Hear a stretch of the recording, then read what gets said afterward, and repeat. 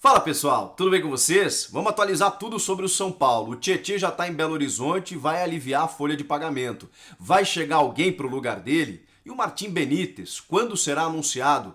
Alex técnico finalmente apresentado e também novidades sobre o patrocinador master. Tudo isso nesse vídeo. Eu sou o Chico Garcia, inscreva-se no canal e vamos juntos.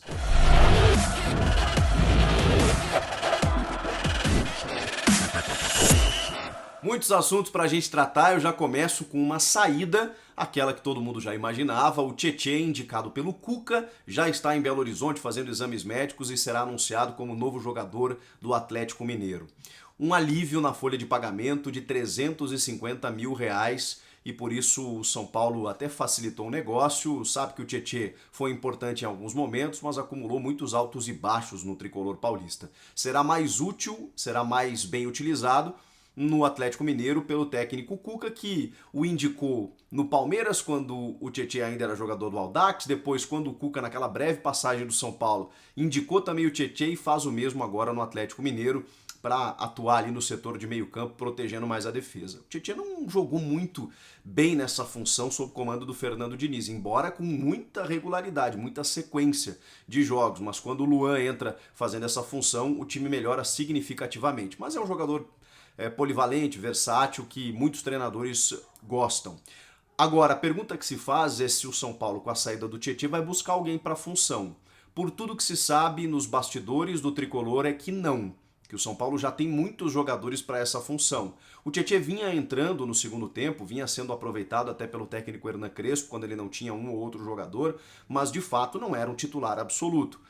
E para a função, o São Paulo tem o próprio Luan, que é o titular, mas tem outros jogadores que podem fazer a função, como o próprio Diego Costa, que atua como zagueiro, mas foi zagueiro volante na base. Tem o Rodrigo Nestor, tem o Igor Gomes, tem o Lisiero que está voltando, tem muitos jogadores para essa função, então hoje o São Paulo não pretende contratar alguém para fazer essa reposição, né? Até quantitativamente ali no setor. Mas e o Martim Benítez, que é outro jogador de meio campo? Cara, o argentino Benítez, que foi destaque no Vasco na temporada passada, ele está treinando faz 3 semanas no CT da Barra Funda e não consegue ser anunciado.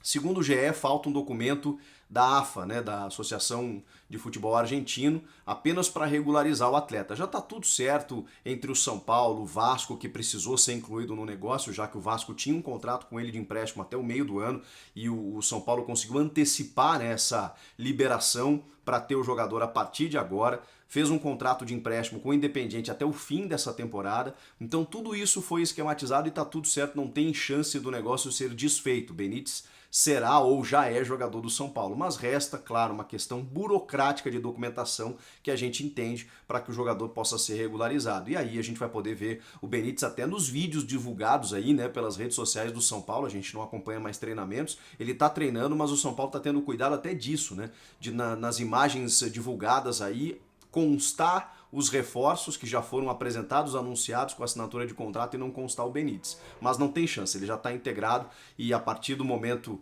que a assinatura de contrato for efetivada, ele vai integrar os planos do Hernan Crespo. Isso deve acontecer nos próximos dias.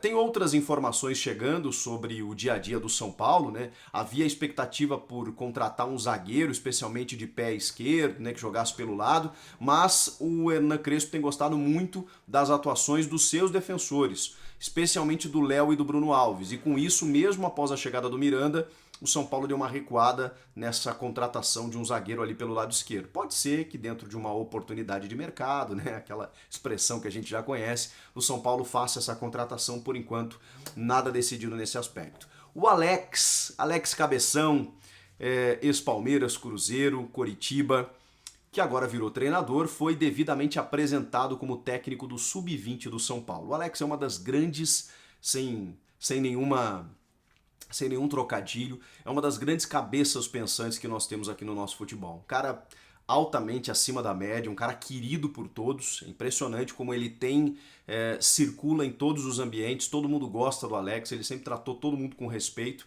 e inclusive assim, no meio do futebol, entre técnicos, entre boleiros, imprensa, todo mundo tem o Alex como uma figura que só acrescenta, só agrega. E acho que é isso que ele vai fazer no São Paulo, né? Acompanhei agora há pouco a entrevista coletiva de apresentação dele, começando numa categoria inferior, diferente de, e não estou nem dizendo aqui se é certo ou errado, mas diferente de muitos profissionais que terminam a carreira como jogador e já buscam uma profissão, né, a função de técnico num time profissional. Embora é verdade que muitos às vezes começam em clubes menores, né? O Renato Gaúcho, por exemplo, começou no Madureira do Rio de Janeiro, até ir subindo, Vasco da Gama, Fluminense e tal, até receber oportunidades melhores. Outros técnicos vão pegando clubes menores também para depois fazem destaque ali, né? Fazem boas campanhas para depois receber uma chance melhor. O Alex chega num grande clube, de uma grande estrutura, vai cuidar dos garotos de Cotia, da categoria sub-20, que já é aquela de transição para o profissional, e é justamente nisso que ele vai trabalhar. O Alex falou sobre por que escolher essa categoria, né? E o Alex tem essa consciência de fazer tudo com calma, no seu tempo, e não deixa de ser uma humildade do jogador, né? Que obviamente ele está começando uma outra carreira, uma outra história. Então faz parte também ele querer aprimorar, aprender e também se isentar um pouco de uma pressão que é natural quando você imediatamente assume um time profissional. Ele disse que fez esse levantamento, né? Hoje, por exemplo, foi demitido o Jair Ventura no comando do Sport, sendo que há muito pouco tempo ele tinha sido exaltado por manter o Sport na Série A. E ele entendeu que essa pressão não era boa para um começo de carreira que ele está tendo agora como técnico. Diz ele que se preparou durante os últimos 2 anos, fez curso de gestão, percebeu que a gestão não era para ele, que ele gostava mesmo era do campo, e aí o contato do Muricy Ramalho fez com que houvesse essa aproximação e ele aceitasse o convite do São Paulo para trabalhar nas categorias de base e formar meninos. O Alex tem essa... eu acho que ele vai dar muito certo, porque ele tem essa capacidade, além da experiência, né? É um cara muito inteligente, um cara muito tranquilo, né? Ele tem conceitos muito bacanas sobre futebol. Se ele conseguir passar isso para os jovens promissores do São Paulo, a gente vai ver bons garotos aí na sequência sendo aproveitados pelo profissional. E o São Paulo tem a ideia com o Alex, isso é informação, de formar dentro do seu clube um treinador. Não é muito comum a gente ver isso, mas o São Paulo vê no Alex um cara que pode assumir futuramente o profissional. E aí colocá-lo também na categoria de base faz parte também desse processo, de você prepará-lo para que ele assuma, né, consequentemente, o time de cima em algum momento. E eu acho que foi uma grande sacada do São Paulo. Sobre a rivalidade, né, eu já falei, o Alex que tem história no Palmeiras e em outros clubes, como o Coritiba e o Cruzeiro, por exemplo, mas ele sempre diz que a história dele como jogador foi construída, foi escrita, que agora ele vai escrever uma outra e ele mesmo consegue derrubar esses muros, né? Seja de São Paulinos ou palmeirenses que torcem por ele nesse novo momento. É muito bacana de ver isso. Para a gente fechar, tem muita especulação, pergunta sobre o novo patrocinador master do São Paulo. O Banco Inter já não patrocina mais o São Paulo, era até o final da gestão Leco, aquele patrocínio master, né, no centro da camisa, e estendeu até o último dia 28 de fevereiro, e a partir de então você tem visto aí os jogos do São Paulo no Campeonato Paulista sem esse patrocinador. Um patrocinador que, obviamente, rende muito dinheiro ao clube.